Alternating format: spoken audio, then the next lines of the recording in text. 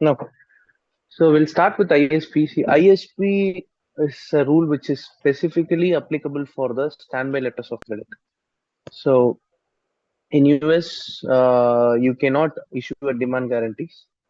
So if you are going to issue a standby letter of credit, then ultimately this particular rule, which comprehensively covers everything as to how each type of a standby can be handled, will be applicable. Okay, it's not just only restricted to standbys. It can even be applicable to any type of undertaking. The moment they say that this is the applicable rules for that particular undertaking, then that becomes a standby.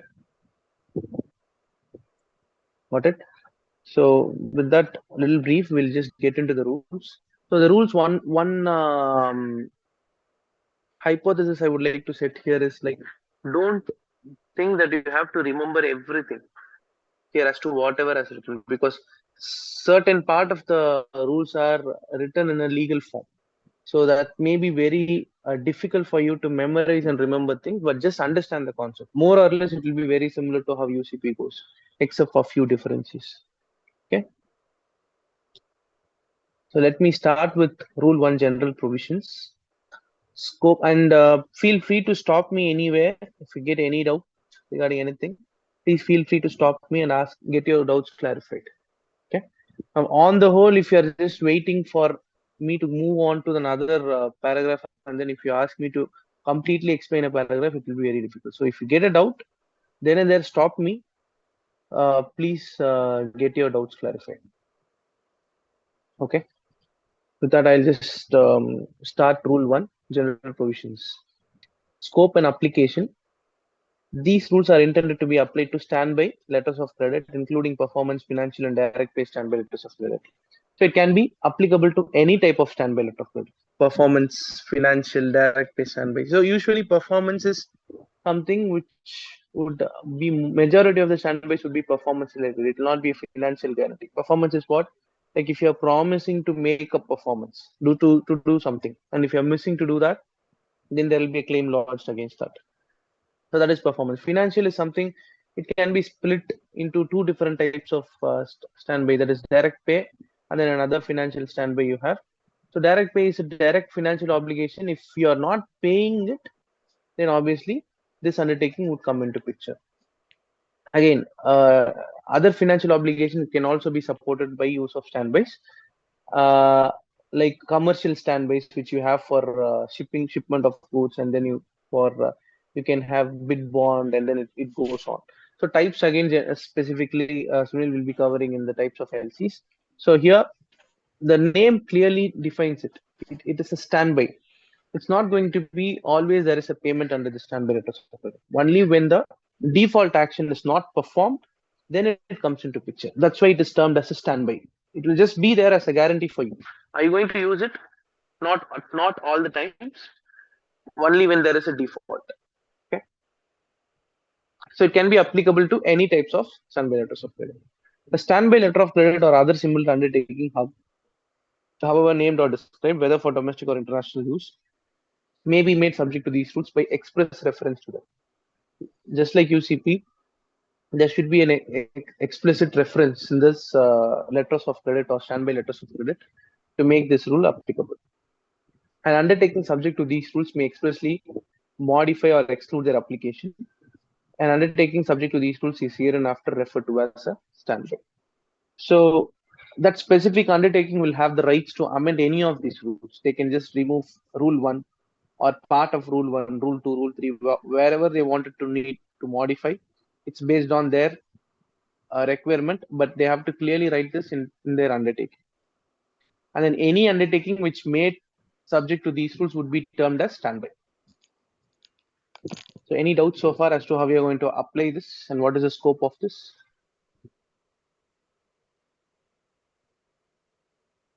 Is this space followable?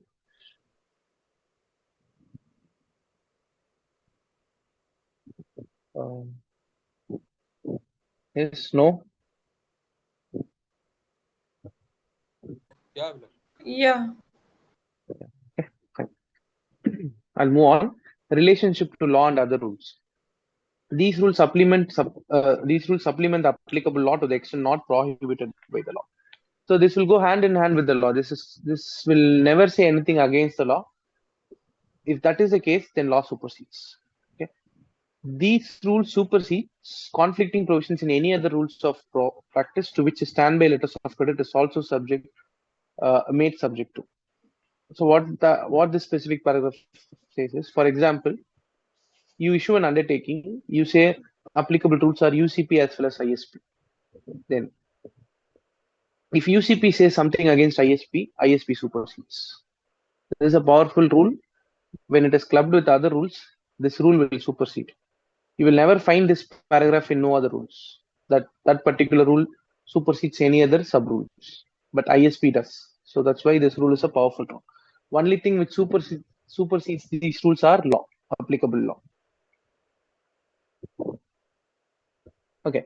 Next is interpretative principles. These rules shall be interpreted as mercantile usage with regard for integrity of standby as reliable and efficient undertakings to pay, practice and terminology of banks and business in day-to-day transactions, consistency within the worldwide system of banking operations and commerce, and worldwide uniformity in their interpretation and application.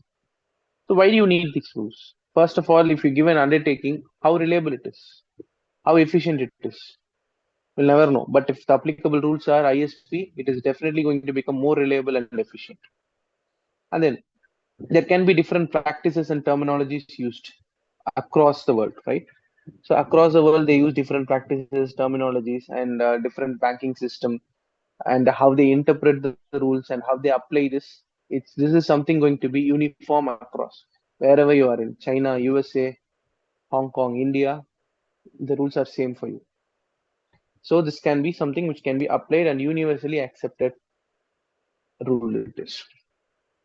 The effect of these rules, unless the context otherwise requires or unless expressly modified or excluded, these rules apply as terms and conditions incorporated into a standby, confirmation, advice, nomination, amendment, transfer, request for issuance, or other agreement of the issuer, the beneficiary to the extent it uses standby, any advisor, any confirmer, any person nominated in the standby who acts or agrees to act, and the applicant who authorizes issuance of the standby or otherwise agrees to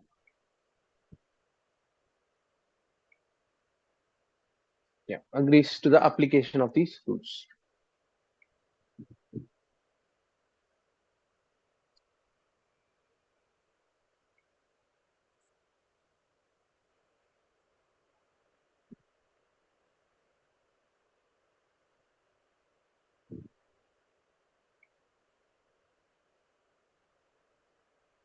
Yeah.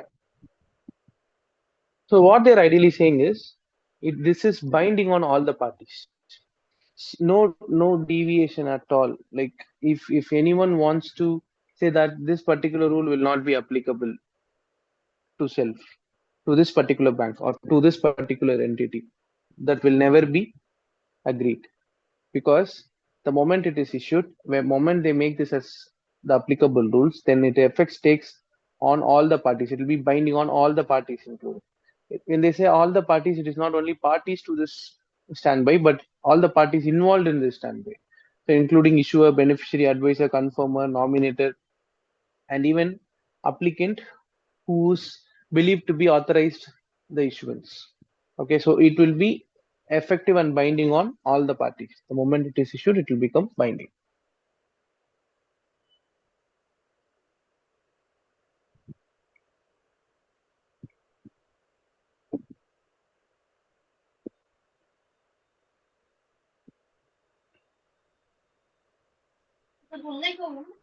हाँ वो उसमें जो कपड़े डाले हैं वो सुखा दो, या तो डोरमैट्स हैं।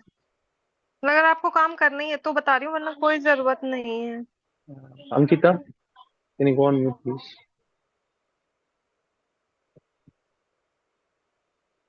Okay, next is exclusion of matters related to due issuance and fraudulent or abusive bond writing. Okay, these rules do not define or otherwise provide for power or authority to issue a standby, formal requirements for execution of a standby, example a signed writing, or differences to honor based on a fraud, abuse, or similar matters. These matters are left to applicable law. Okay. What I think, there are a few things which is not defined in these rules. What are all those things? The first thing, power or authority to issue a standby. Who can issue this? Can only the bank issue, or any business can issue, or an individual can issue. Nothing is defined here. Anyone can issue it.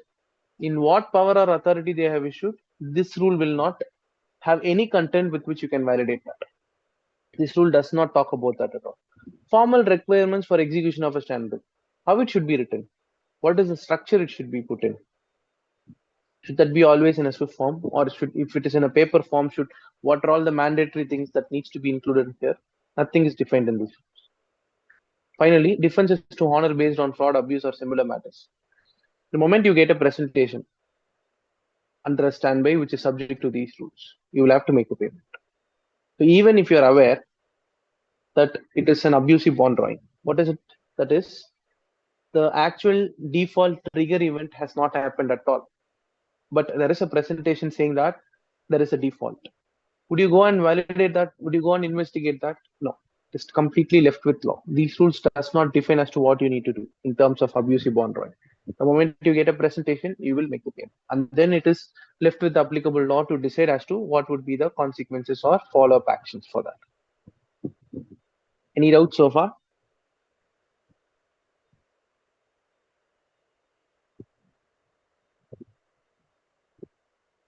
Okay. I'll assume as no doubt and move on. General principles, nature of standby. A standby is an irrevocable, independent, documentary, and binding undertaking when issued and need not substitute.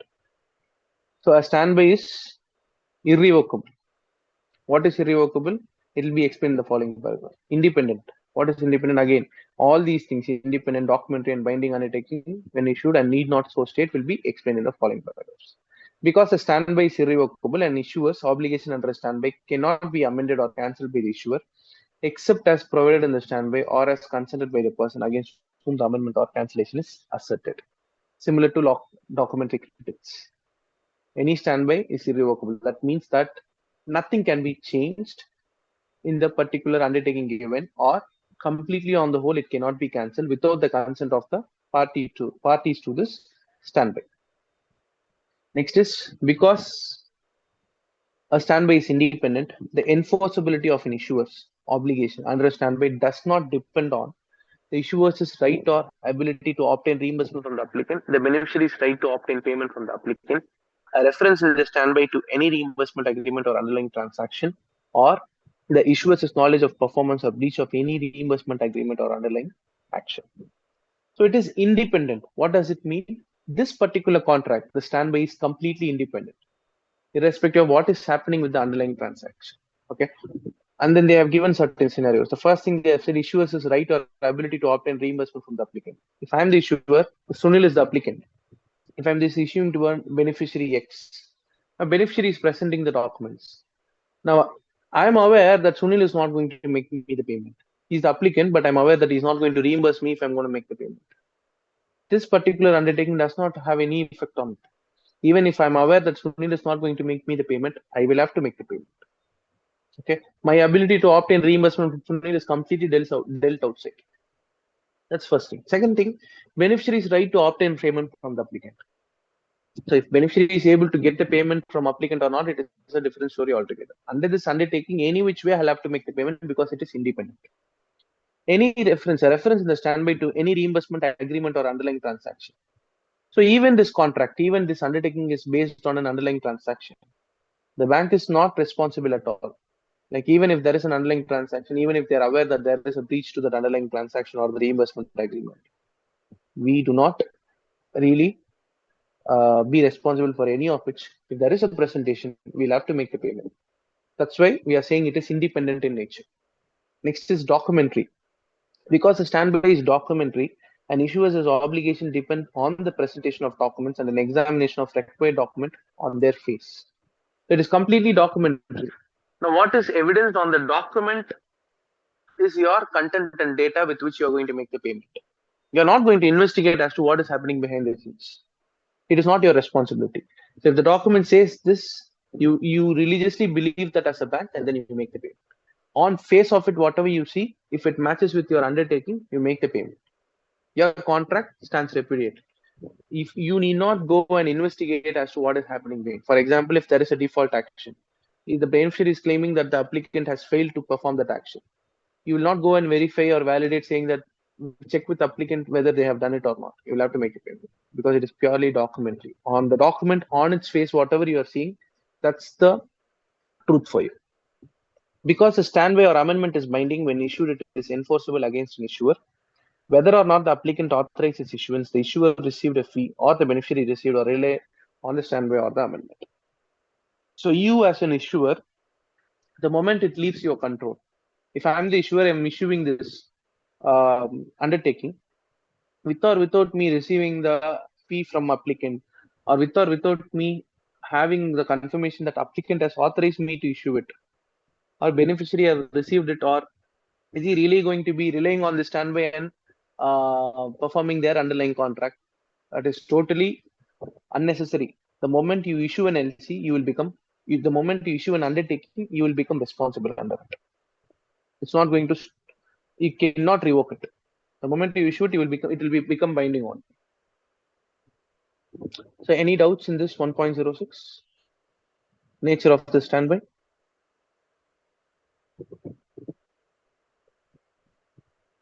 Are you all able to follow me? Can anyone issue the guarantee? Yes, anyone can issue it. How is it possible for individual?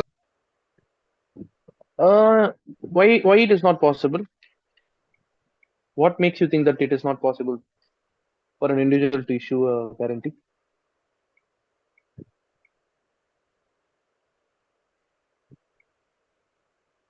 No, Doesn't it require a swift communication? not necessarily. It can be paper form. Guarantees can be in paper form as well. It need not be in the Swift format.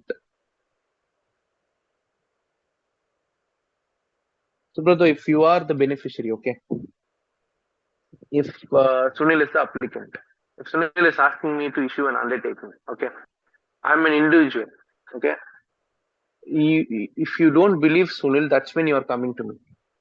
If you are really sure that I'm trustworthy to issue an undertaking to you, basis which you will with that blind faith, you will go and do your contract, perform your contract. That's something which is based on your decision, your discretion. You will have to think. You will have to really decide whether Abhilash is capable of issuing this undertaking, basis which you will perform.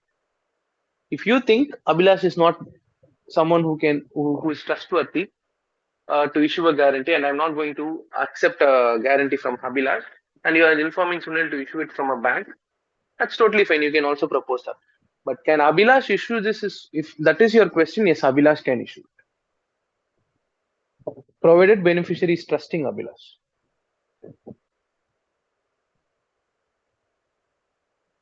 Is it clear? No. Yeah. Okay. Moving on. Independence of. Abhilash? Yes. Yes. Yeah, generally there is no flow of documents in case of SBLC. I've not seen any documents presentation under SBLC because Okay. I think this is not in normal course of action. Hmm. So, Okay. is there any do actually there is, because in practical situation we have not seen any document presentation under SBLCs. Only document presented when some invocation is being raised by the beneficiary. Only in that case a document's being asked. Correct. It is not like a normal commercial LC where there is a shipment and when there is a presentation. It's only when the default action does not kick in, then there will be a presentation. Right. But practically, if you are not able to see, it's maybe based on the banks you are placed in and what is the department. Because there are few types of guarantees where there will definitely be a presentation regularly, like direct pay standby. Those kind of standbys are something which is maybe they may use the facility under this standby, and then they may say that you can claim it with the bank so that we can pay the bank on a maturity date, or however they are deciding it can happen. There are few documents which should be defined in this rules as well, as to what are all those documents that can commonly you can see in this. Mostly it will be only demand, demand document. It can be in a draft format as well. And then you wanted this certificate of default. That clearly says as to what has happened and if the default action has taken place or not. We will be looking into all those things in the following paragraph. Okay, fine. Okay. Yeah. Yeah. Next is independence of the issuer beneficiary relationship. An issuer's obligation towards the beneficiary are not affected by the issuer's right and obligation toward the applicant under any applicable agreement, practice, or law. So again, we already read this. When in the nature of standby, it is independent. So issuer beneficiary relationship is completely an independent one from the issuer applicant relationship. It is two different contracts. So nothing will get affected based on a conflict on another independent contract. It's just limits to responsibilities. What are all the limitations that an issuer has? An issuer is not responsible for performance or breach of any underlying transaction. So issuer's role is what? They're going to make the payment if there is a presentation stating that there is a default. Are they going to performance or are they going to perform? Or are they really responsible for that performance or breach of any underlying transaction? If there is an underlying breach, can anyone claim issuer saying that you have issued an undertaking, but there is an underlying breach of a transaction? They would definitely say we are not responsible. Accuracy, genuineness, or effect of any document presented under a standby. So this is again something which is common. Even in UCP, you have this. Bank is not responsible for the accuracy or genuineness of any document that is presented under the standby. Action or omission of others, even if the other person is chosen by the issuer or nominated person. Okay. So if I'm the issuer, applicant has asked me to issue an undertaking. The beneficiary is in a different country. If I'm just choosing to advise this undertaking through an advisor, if I'm just choosing that person on my own behalf, if I'm just taking the decision on my own discretion, and if that person is not performing on time, okay, if that advisor by any means delaying to advise the undertaking to the beneficiary on time. Now, if beneficiary comes back or applicant asks me as to why there is a delay and you should be responsible because you have chosen that person, I would say I'm not responsible because I can choose and I'm choosing this advisor only to give effect to the request made by the applicant. I'm not choosing to issue an undertaking on my own behalf. This applicant who is asking me to issue it, and for operational convenience, I'm just choosing an advisor because they are in a different country. The beneficiary is in a different country. I'm just doing so. So I'm just doing it on at all the risks of the applicant, but not on my own. So I cannot be held responsible for any such delays or any omissions of others. Observance of law or practice other than that chosen in the standby or applicable at the place of issuance. So if I'm in India, I am obligated to follow the rules and laws that is applicable in my country. But am I applicable? Am I obligated to follow a rule which is in a foreign country? I may not be. I am not, right?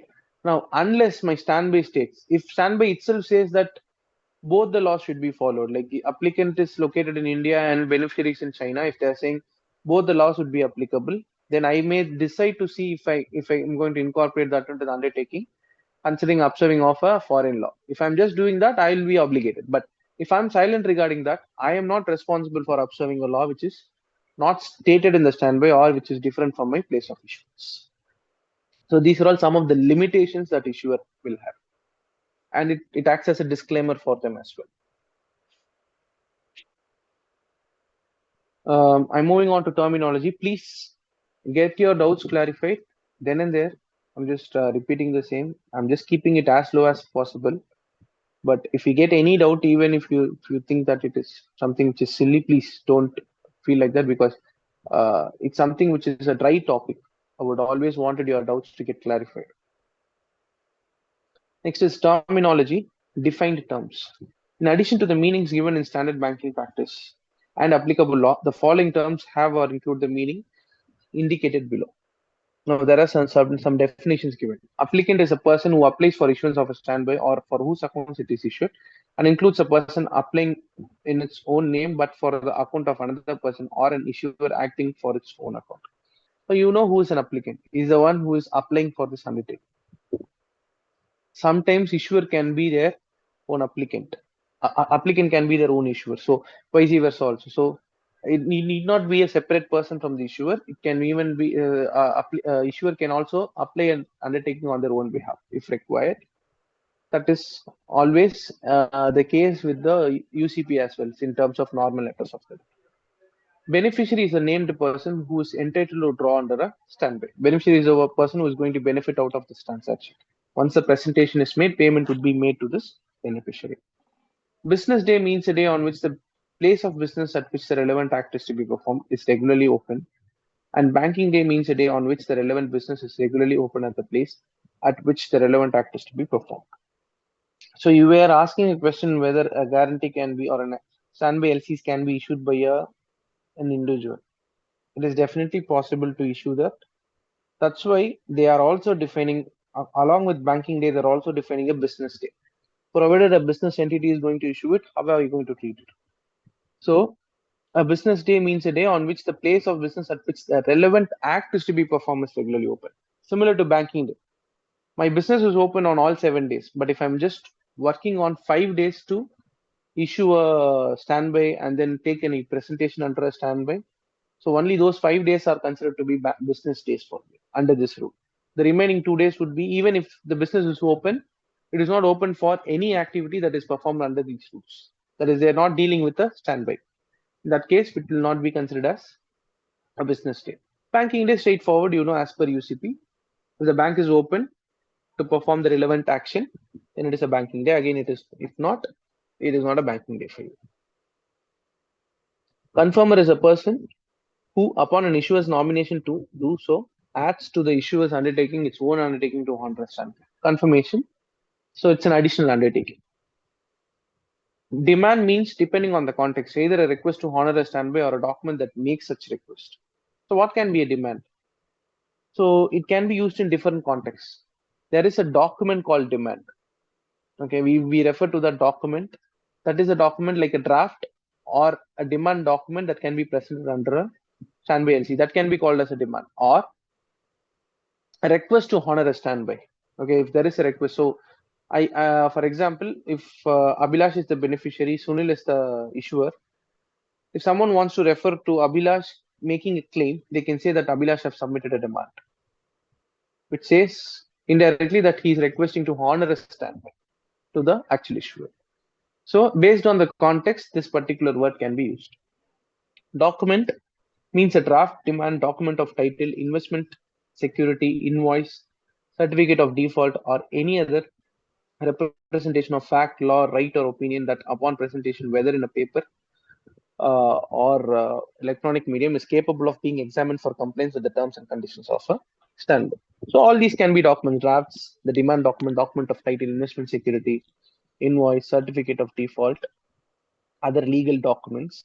It can be in any form, paper or electronic medium, whichever is capable of being examined under the standby is termed as a document. Drawing means, depending on the context, either a demand presenter or a demand honored. What is a drawing? Making a claim under the standby is what the term drawing means. Expiration date means the latest day for a complaint presentation provided in a standby. So this is the last day available for you to make the presentation. Person includes a natural person, partnership, corporation, limited liability company, government agency, bank, trustee, and any other legal or commercial association or entity. So person need not necessarily be an individual person. It can be, like it is applicable in the company law, it can be even partnership, corporation, any limited liability company, government agency, bank, trustee, including everyone who enters into this particular undertaking as an entity can be termed as a person. Presentation means, depending on the context, either the act of delivering documents for examination under a standby or the documents so delivered. So again, you know what a presentation is.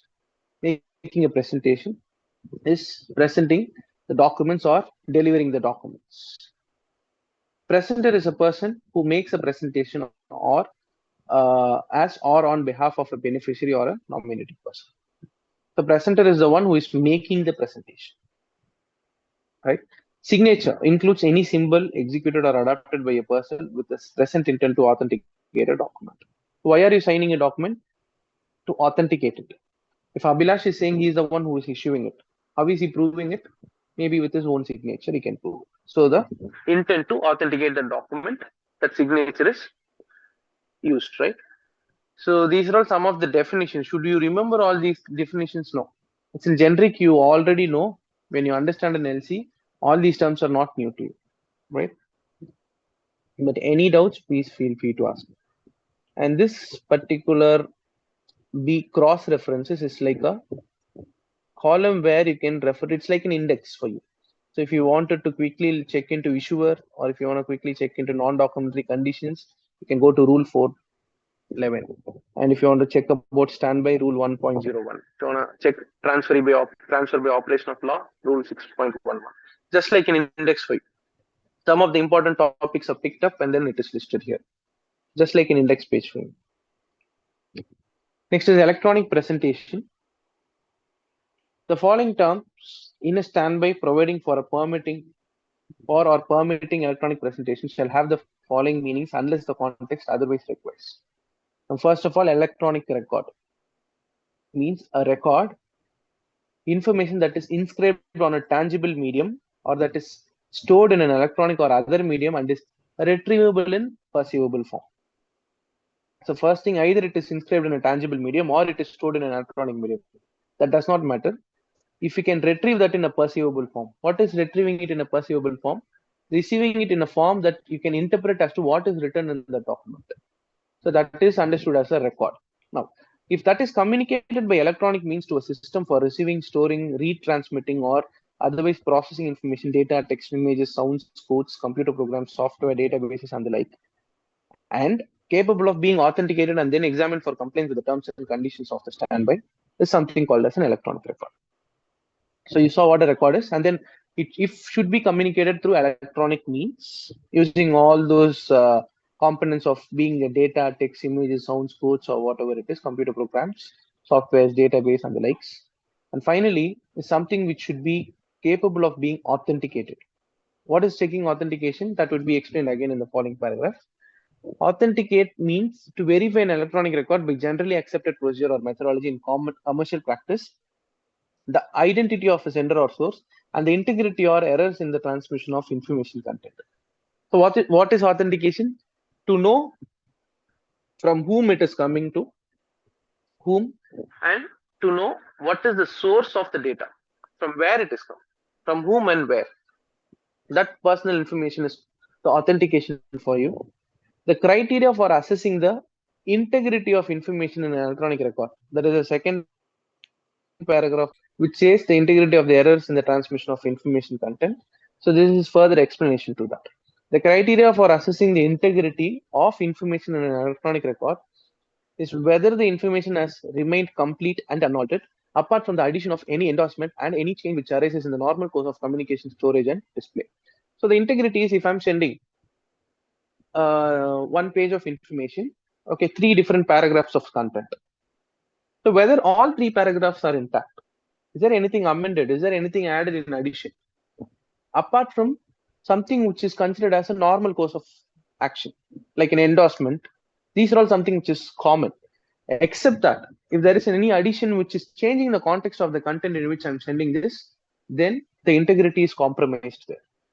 Then definitely it's a question of whether we have to rethink about accepting the document as an electronic record. Okay. Next is electronic signature.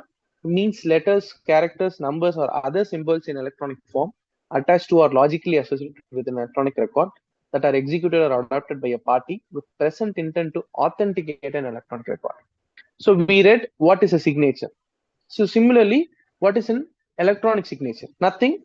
It is the same character, numbers, or symbols in an electronic form instead of a tangible form. It is in an electronic form. Again, with what is the only intent there? Again, the only intent to authenticate an electronic record, nothing more than that. So the person, whomever is issuing it, they are proving that it is them who is issuing it. So that's an electronic signature for you. Next is receipt. Occurs when an electronic record enters in a form capable of being processed by the information system designated in the standby, or an issuer retrieves an electronic record sent to an information system other than that designated by the issuer. So when we were reading EUCP, we were discussing about something called an information system. What is that? That is something which is your platform, which is designated for receiving electronic presentation. So if the documents enters into that system, it would be considered as received, right? Or if issuer themselves is going and retrieving it from a different system and then fetching the data from a different system and then receiving it, can also be considered as documents being received. Okay. Yeah. So any doubts so far? So there is nothing which is against what you read in EUCP. It's very similar to what you read in EUCP.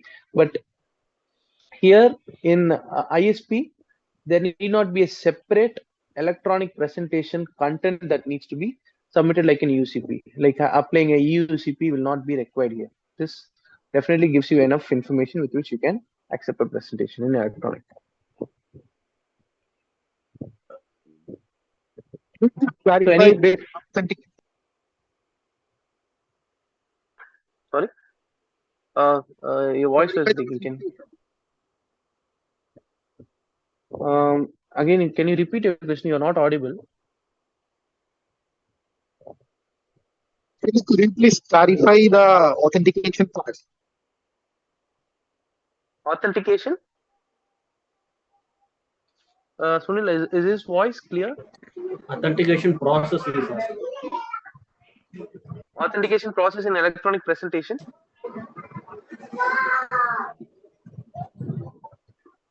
Hello? Subrata, you have to repeat your question, please. Clarify the authentication process. Authentication process. Yeah, I think he is asking how do I verify the authentication process. That's what. So the authentication is like if there is a signature which is made in an electronic form, you are not going to check whether it is the right person who is signing it, which will not happen even in your normal course of business. For example, you wanted someone to sign this document. Say, for example, you take beneficiary itself for that matter. Usually, beneficiary signature you may hold. Take a third-party document like a bill of lading. Now, you wanted carrier to sign this document. If carrier is signing it, are you having any repository with which you are cross-verifying it, authenticating it? No. The moment you see a signature, it seems authenticated for you. If there is a signature, it is authenticated. And then if it is received in an electronic form, if you are receiving an electronic data, automatically you will not have a manual signature there. It is a definitely carbon fixed copy of the document in an electronic form. So that document, if it is having a signature on face of it, we will consider that as authenticated. If this is your question. It was my question. In addition to this, I want to understand how the issued guarantee is being authenticated. See, usually if it is in a Swift format, it need not have any authentication in addition to that. If it is received in Swift, it is straight away authenticated. And if it is in a paper format, again, as I told you, every bank will have a repository of authorized signatories from each bank who can sign that particular paper form of guarantee. That would be cross-verified and authenticated, and if it is matching, then that will be considered as an authenticated guarantee.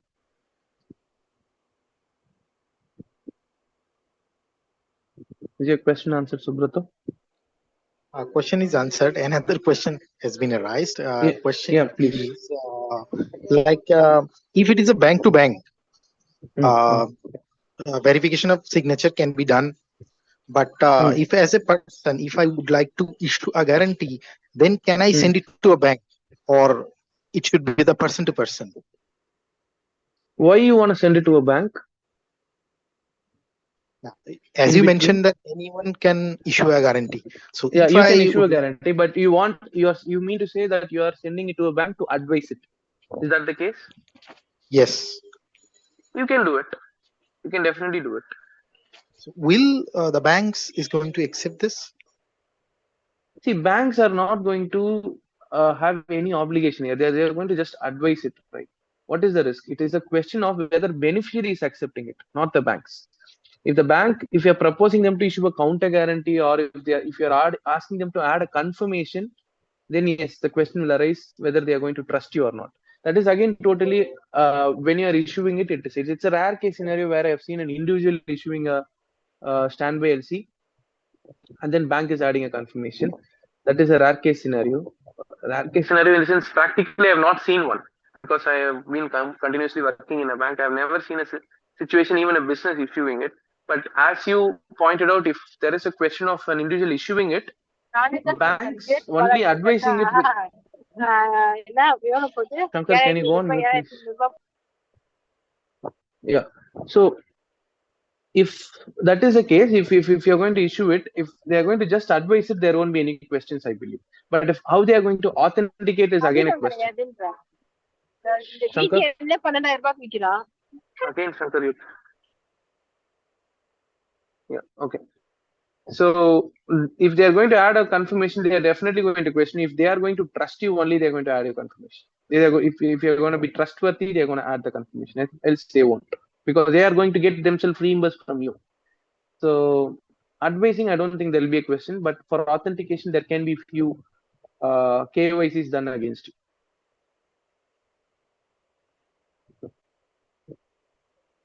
Is it clear, Subrato? Yes. Yeah. Okay. I will move on. Next is redundant or other undesirable terms. A standby should not or need not state that it is unconditional or abstract. If it does, it signifies merely that payment under it is conditioned solely on presentation of specific documents. See, first, how they are starting it is like saying the standby should not or need not state that it is unconditional, absolute, primary, payable from issuers' own funds, clean or payable on demand. Why it is? Because we have read this clearly in the nature of a standby. So if you read this, you will be able to understand. So if in case it is stating it is unconditional or abstract, it signifies merely that the payment under it is conditioned solely on presentation of specified documents. So by reading the nature of the standby, it is already documentary. By the look of the documents, whatever is specified, based on that, they are going to make the payment unconditionally. So with or without this context, with or without this word being used, it is definitely unconditional. So why should they specifically use this? That's why it is termed as a redundant term. Because the nature itself covering it, why should they specifically again tell this? Next is absolute. It means it is irrevocable. Again, why should they use this term absolute? We already know it is irrevocable. Then why should they use this? Primary. It merely means that it is an independent obligation of the issuer. Again, it is independent. We read that in the nature itself. Then why should they specifically say that it is primary? They need not.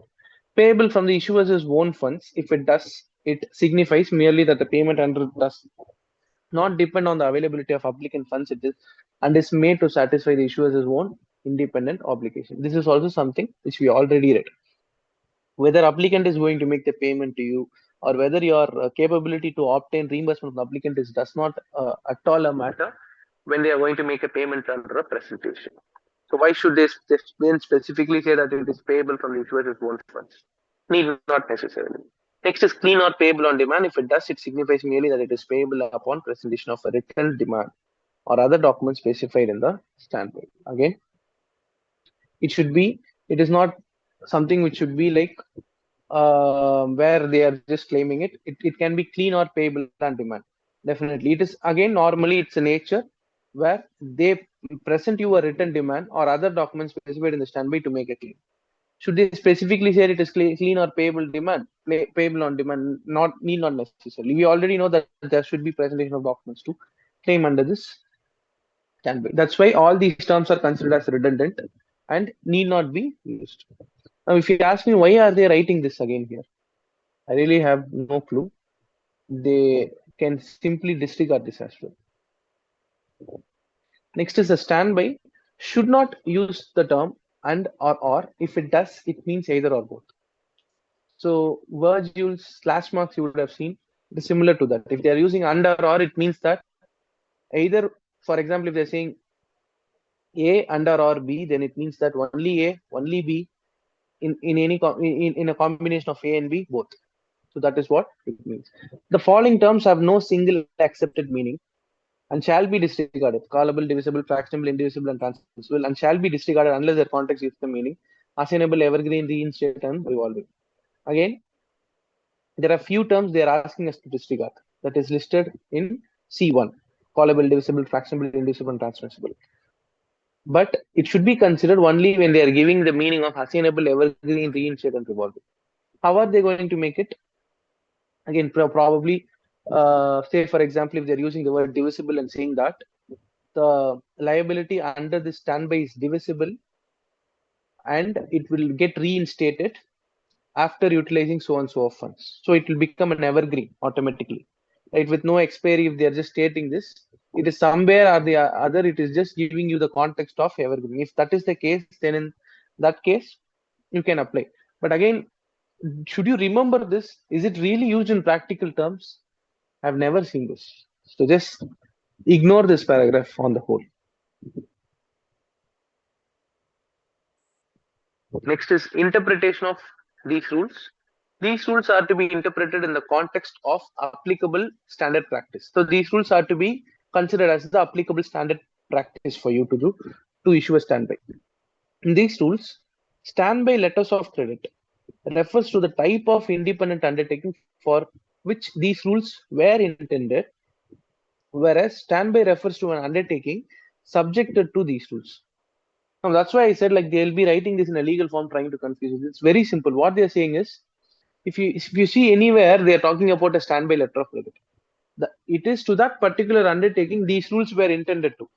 Why did they write an ISP? If someone asks you why did they write an ISP, it is intended to be applicable for that standby letters of credit.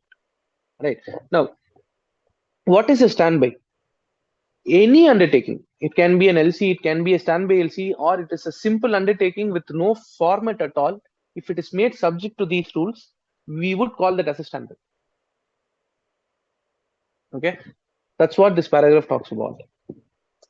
Next is unless the context otherwise requires, issuers includes a confirmer as if the confirmer were a separate issuer and its confirmation were a separate standby issue for the account of the issuer. So here, usually, in case of confirmation, how a confirming bank is dealt, it will be dealt with like they have given their separate undertaking. It is very similar to that. Issuer and confirmer are one and the same. Both of them are giving an undertaking to the beneficiary. Now, beneficiary includes a person to whom the named beneficiary has effectively transferred drawing rights, transferee beneficiary.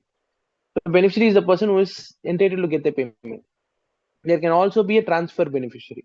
In case of transfers affected, that second beneficiary, third beneficiary, or fourth beneficiary can also be called as a beneficiary.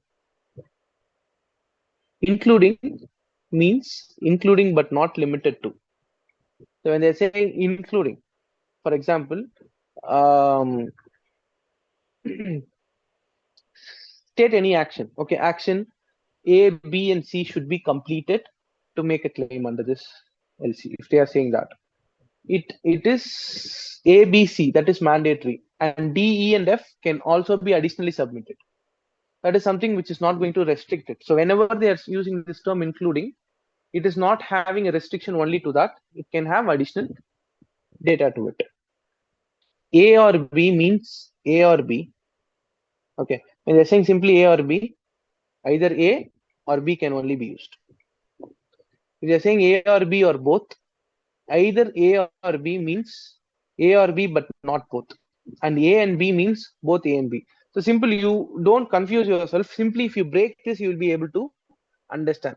So they are saying, so you have to, where you have to break it is where what you have to understand. So here A or B means A or B. There you have a break. Then again they are starting it from here. Both, either A or B means A or B, but not both. Okay, and A and B means both A and B.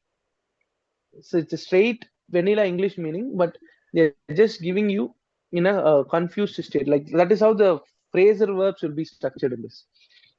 Words in singular number include the plural, and in the plural include the singular. This is again which we have read in UCP itself. Like whenever they are talking about a specific entity, like a bank in generic, if they're saying a bank will have certain number of days to check the documents, then in that case, each bank that is they are representing in that particular leg will have that context. So when they are using the singular term, it can be plural, and when they are using the plural term, it can be singular. Words of neuter gender include any gender. So if they're saying neuter gender, 1 minute. Shankar, can you mute yourself, please?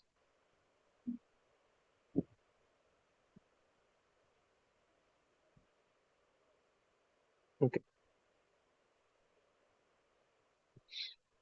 Okay.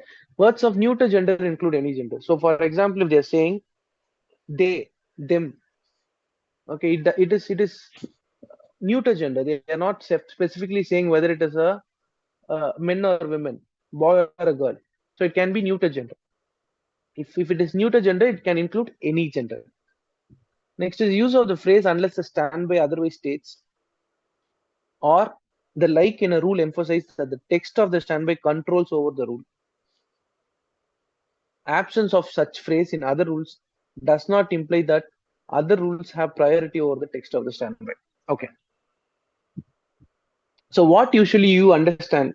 I'll ask you a question. Um, you go back to LC, okay? Now, in LC, we are saying applicable rules are UCP, okay? Now, take for example, as per UCP Article 20, you know who should sign a bill of lading. But your documentary credit says your bill of lading should be signed by a specific entity. Say, for example, Abhilash LLC. Now, does this particular text of the credit supersedes that UCP rules? No. Are you sure? It should be yes, right? Because ISP will also is Correct, correct, correct. So the text of the standby always supersedes it. Text of the LC will always supersede it. The rule, despite whatever it is saying, the particular undertaking can amend anything. So what they are saying here, unless the standby otherwise states, or the like in a rule emphasize that the text of the standby controls over the rule. Absence of such phrase in other rules does not imply that other rules have priority over the text of the standby. That's what they are trying to tell you. Like here in ISP, they are clearly stating that undertaking text will supersede the rule.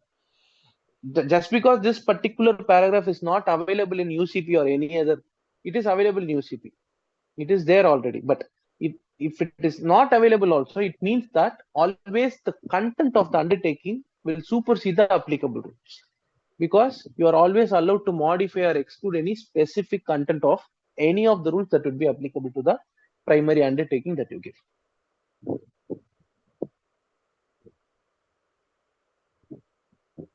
Addition of the term expressly or clearly to the phrase, unless the standby otherwise states or like emphasize that the rule should be excluded or modified only by wording in the standby that is specific and unambiguous. So earlier I said, unless the standby otherwise states is a term which defines that text of the undertaking supersedes the rule. Now, with that specific reference, unless the standby otherwise states, if they are also adding this word expressly or clearly, then it means that only when the interpretation drawn from that specific content is specific and unambiguous, it will be applicable.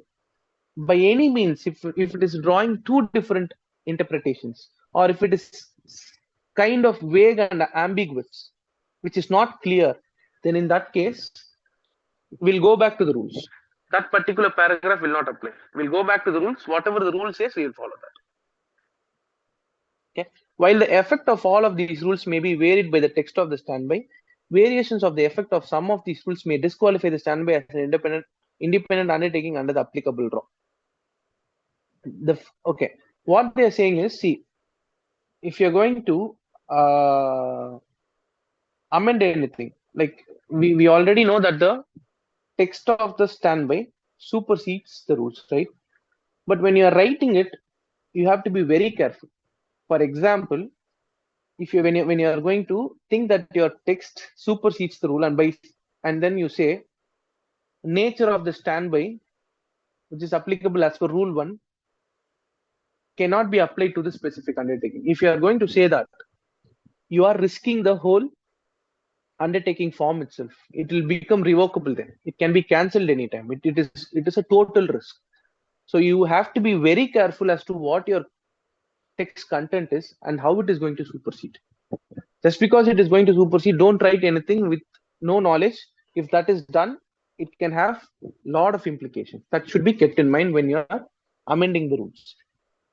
The phrase stated in the standby or the like refers to the actual text of the standby, whether as issued or effectively amended, whereas the phrase provided in the standby or the like refers to both the text of the standby and these rules as incorporated. Okay, if they're saying something and then they are using this term stated in the standby, it means that it is referring to the text of the standby. But instead of stated in the standby, if they're using provided in the standby, it means that they are using a reference to both the text of the standby as well as these rules. That is ISP.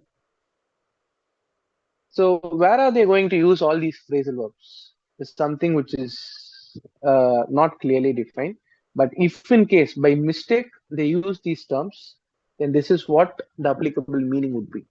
So should you always remember what does it say? I don't think so. But if in case if you have any such references in your stated standby, like stated in the standby, unless the standby otherwise states, or expressly clearly along with this unless the standby otherwise states, or if you have stated in the standby, provided in the standby, always watch out for the space for how you have to interpret that, and then apply that logic, and then you check any presentations under that particular undertaking. Okay. Any doubts so far?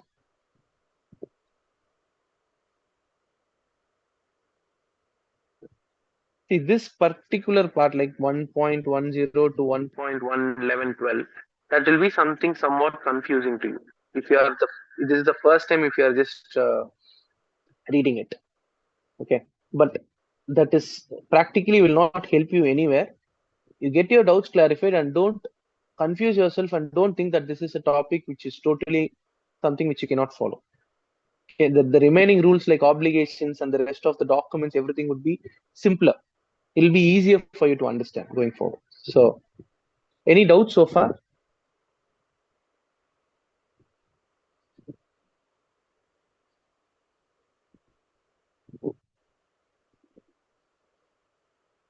Okay. If no doubts, I'll move on to obligations rule 2. Undertaking to honor by issuer and any confirmer to beneficiary. An issuer undertakes to the beneficiary to honor a presentation that appear on its face to comply with terms and conditions of the standby in accordance with these rules, supplemented by standard standby practice. So, what is the undertaking given by the issuer? They are giving an issuer the undertaking to the beneficiary that whatever the data content in the document is, if it satisfies the undertaking as well as these rules, then payment will be made to the beneficiary. On its face, the data content would be validated and a payment would definitely be made to the beneficiary. An issuer honors a complaint presentation made to it by paying the amount demanded of it at site, unless the standby provides for honor by acceptance of a draft drawn by the beneficiary on the issuer, in which case the issuer honors by timely accepting the draft and thereby paying the holder of the draft on presentation of the accepted draft on or after its maturity by deferred payment of a demand payment by the beneficiary on the issuer, in which case the issuer honors by timely incurring a deferred payment obligation and thereby paying at maturity, by negotiation, in which case the issuer honors by paying the amount demanded at site without recourse. Okay. This particular paragraph B talks about the tenor of the LC. So when it is paid, what is the obligation of the issuer? If it is at site, they will have to make the payment immediately. That is their obligation. If it is by acceptance, they have to timely accept the draft and pay it on the future maturity date. If it is deferred payment, incur a deferred payment obligation and pay on the future maturity date. By negotiation. So here, if you keenly observe, negotiation is a concept which will never be applicable for issuing bank when it is normal letters of credit under UCP. But here, issuing bank can also negotiate it, in which case the issuer honors by paying the amount demanded at the site without recourse. Like how confirmation bank negotiates in UCP, that's like the same way here issuer also can negotiate, provided that they are going to negotiate it without recourse. Next is an issuer acts in a timely manner if it pays at site, accepts a draft, or undertakes a deferred payment obligation within the time permitted for examining the presentation and giving notice of dishonor. Okay. When will we consider issuer is acting timely? If it is a clean presentation, they'll have to pay on time or accept the draft on time or incur a deferred payment on time. Or if it is not a clean presentation, then ideally they will have to on time give a notice of dishonor. That is your official notice, like your official notice in a normal UCPLC. Here also you have to give a notice of dishonor. A confirmer undertakes to honor a complaint presentation made to it by. So this is something which is very similar to issuer. Like all these paragraphs talks about confirmers undertaking. Next D paragraph. A confirmer is undertaking to honor a complaint presentation made to it by paying the amount demanded of it at site, or if standby so states by another method of honor consistent with the issuer's undertaking.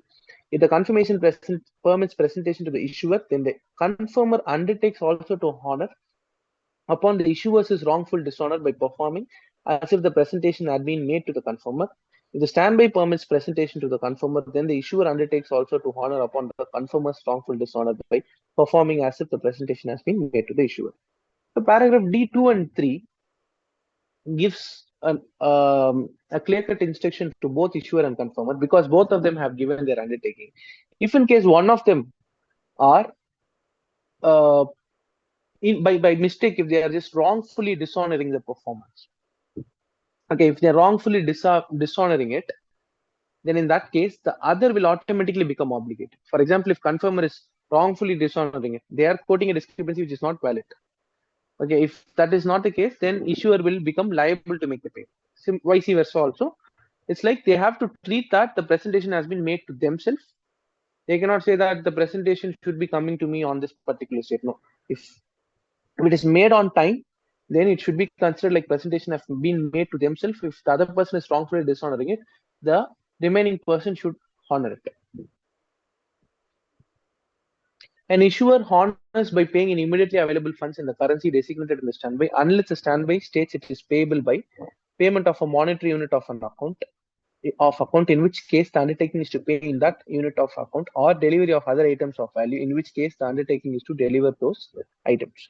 Now, how are they going to settle this as an issuer? They will have to settle it in the same currency as the undertakings.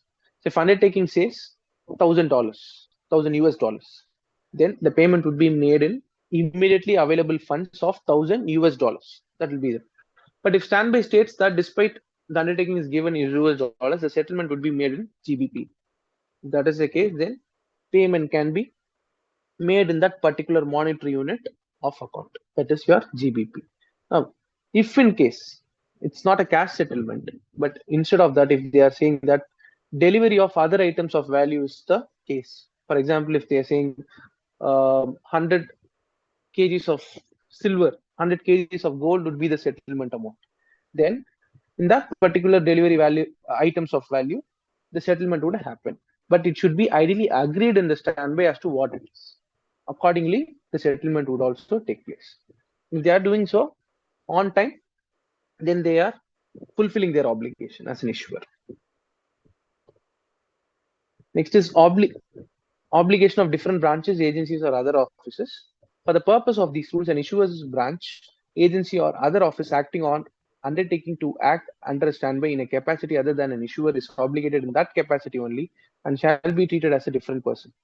So usually, in normal UCP case, if an LC is issued, if the LC is coming from SBI Mumbai branch, I can make the presentation to SBI Chennai branch because all the branches in the same country are considered to be same bank, right? But that is not the case here because we are also allowing the business entities to issue this guarantee. This rule says that in whatever the capacity in which they are acting, for example, we'll take the bank for example. So SBI Chennai is going to issue it, then you cannot make the presentation to SBI Mumbai. They will just, you cannot force them to act as an issuer and make the payment. They will only act according to their own discretion as to what they have actually agreed, but not taking additional representative capacity which they have not confirmed to you or given their consent towards to you. But that's something which is different from a normal letter of credit.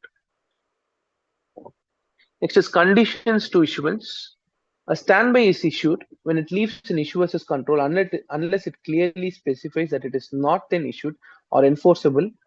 Statements that a standby is not available, operative, effective, or the like do not affect its irrevocable and binding nature at the time it leaves the issuer's control. Okay. Now, if I'm giving an undertaking, okay, if I'm giving an undertaking, in that undertaking itself, I'm saying that please consider this undertaking as not issued or not enforceable. Okay, if I'm just making it as a condition, I'm just stating that, then it means that my particular standby is inoperative. With that, beneficiary cannot present the documents because myself, when I'm just issuing this undertaking, I'm also just adding a word which says not issued or not enforceable. But instead of that, if I'm saying that, please consider this undertaking as not available, not operative, not effective, it will be disregarded. It will be an operative instrument. Beneficiary can present under it because it is irrevocable in nature. So only when I'm using, if in case I think that I have to make it as a conditional one, if I'm saying that if I don't get this, for example, if beneficiary doesn't fulfill this, then consider this undertaking as not issued or not enforceable, then that will be conditionally stopping my undertaking from to be considered as an operative one. But instead of using issued or enforceable, if I'm using the word available, operative, or effective, or the likes, any other similar wordings, it will definitely not be considered as a conditional phrase which stops my undertaking from being considered as an operative instrument. It will be an operative instrument. Beneficiary can present the documents and right royally claim the payment.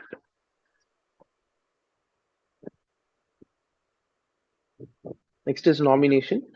A standby may nominate a person to advise. Okay, yeah.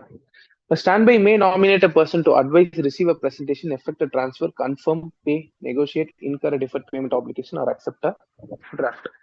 Just like your normal LC, issuer can nominate a bank to advise, receive a presentation, that is a nominated bank, to effect a transfer, transferring bank, confirm, confirming bank, pay, negotiate, incur a deferred payment undertaking, or accept a draft. This is something which is a nominated bank can accept when the presentation is made. All these can be done in this case also. Nomination does not obligate the nominated person to act except to the extent that nominated person undertakes to act. Similar to UCP, just because you are nominating it, a bank or a person, they are not obligated to. Here, if you just closely watch it, they will never use a word bank. Everywhere they will say person. Okay, advisor, receiver, confirmer, that's how the issuer, that's how they will talk about. So that's why specifically they are also giving the business space for this. So everywhere that is how, but it's typically what is how you see in an UCP. Just replace the word bank with the person everywhere. Okay, so this nominated person is not obligated at all to act on the nomination. So if I'm the issuer, if I'm nominating Sunil to accept a draft, is he obligated to accept the presentation and accept a draft? Not necessarily. If he is willing to do so, he will do it. Otherwise, he is not obligated. A nominated person is not authorized to bind the person making the nomination. Now, if I'm nominating someone, I cannot make anything conditional to the nomination. For example, if I'm saying I'm nominating Sunil, okay? If I'm nominating Sunil to accept a draft or negotiate, Sunil cannot say that I will negotiate or I will accept the draft only if I'm certain that the issuer is going to make the payment. He cannot make such conditional terms when he is desiring to act on the nomination. They cannot make me binding on whatever the commitments they are going to act on. They cannot do that. That is not allowed. Even in UCP, that is how it is, but it is not written anywhere. Next is advice of standby or amendment. Unless an advice states otherwise, it signifies that the advisor has checked the apparent authenticity of the advised message in accordance with the standard letter of credit practice, and the advice accurately reflects what has been received. A person who is requested to advise a standby and decides not to do so should notify the requesting party. Similar to an advising bank's role in UCP. What they are doing, checking two things. One is authenticity and completeness of the LC. Right? Authenticity is the only check that they will do. And then completeness is whether they are accurately advising it, whatever they are receiving it. If they receive 3 pages of guarantee, all 3 pages should be accurately advised to the beneficiary. That is the only role of the advisor. Now, a person, if they decide not to advise, as a good banking practice or a good business practice, they should ideally inform the sender that they are not in a position to do so. Right?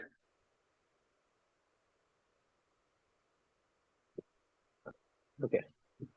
When an amendment is authorized and binding, if a standby expressly states that it is subject to automatic amendment by an increase or decrease in the amount available, an extension of the expiration date, or the like, the amendment is effective automatically without any further notification or consent beyond that expressly provided for in the standby. Such an amendment may also be referred to as becoming effective without an amendment. Okay, what is an automatic amendment? So as a condition of my undertaking itself, I'm saying that there will be an amendment on a so and so date, which will increase or decrease the amount available, or it will increase the expiration date. If I'm just stating that in my undertaking itself, initial undertaking itself, then it is something which is termed as an automatic amendment. Does it require a consent? It does not require a consent, because my initial undertaking itself is saying that there will be such amendment which will be issued. Now, if there is no provision for an automatic amendment, an amendment binds the issuer when it leaves the issuer's control, and the confirmer when it leaves the confirmer's control, unless the confirmer indicates that it is not confirming the amendment. Similar to your LCs. If the issuer is issuing an amendment, as of the time they issue it, they are responsible to act under that amendment. They cannot say that by mistake we have issued it, we have to make some changes. No. The moment you issue it, you are obligated. Now, when the confirmer will become obligated? When they are advising it. Okay, and when they are advising it, for example, undertaking, they have given their confirmation.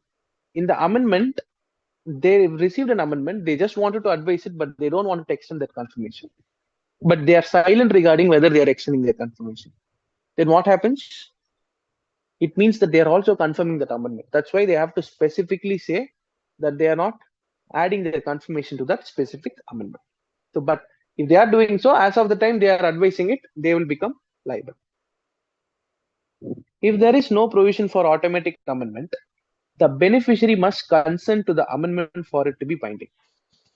Now, if there is no automatic amendment, if you are just freshly issuing an amendment, obviously you need beneficiary's consent, right? Because it is irrevocable in nature.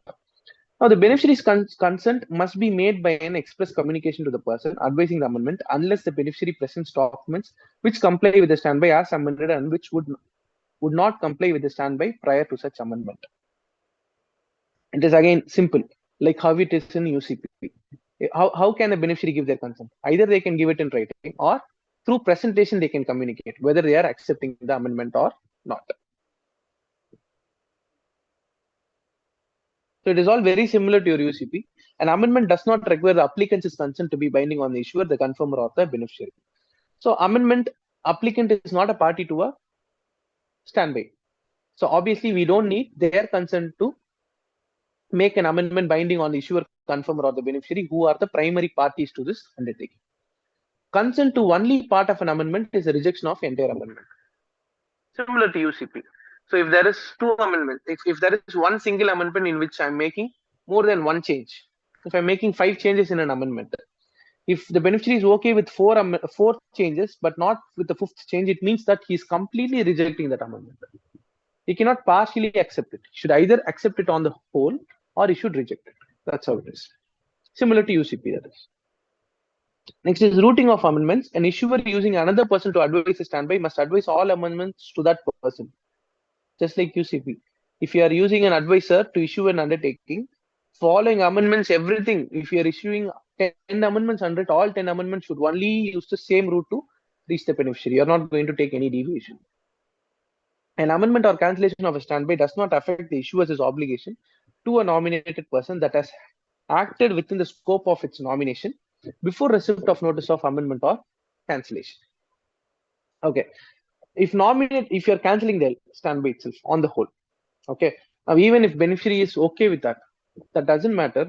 If the nominated person, for example, if you're getting a presentation today, Okay, if issuer is canceling this standby tomorrow, today itself you have made the payment as a nominated person, then issuer is responsible to make a payment to this nominated person. They have to reimburse this nominated person because they have acted well within their scope. When there was a presentation to them, there was no such cancellation. If it is coming after that, they are not responsible. They will have to get a reimbursement from the issuer. Non-extension of an automatically extendable renewable standby does not affect an issuer's obligation to a nominated person who has acted within the scope of its nomination before receipt of notice of non-extension. Okay. If, for example, if it is an evergreen standby, that is automatically something which will be renewed on an expiry date, it will be automatically renewed. There can be a notice sent by the issuer to the nominated bank saying that they are not extending that, but they are closing this down. If that is something which is sent out, if before that there is a presentation and if the nominated person has made the presentation, then they will have to reimburse them, because they are again acting just like paragraph B, they are acting well within their scope. And if they are receiving it, the notice of non-extension post that, they are not responsible. They will have to get themselves reimbursed. So with that, I'll stop here today. I would like to just spend 5 minutes to take a feeds as to how we can progress further.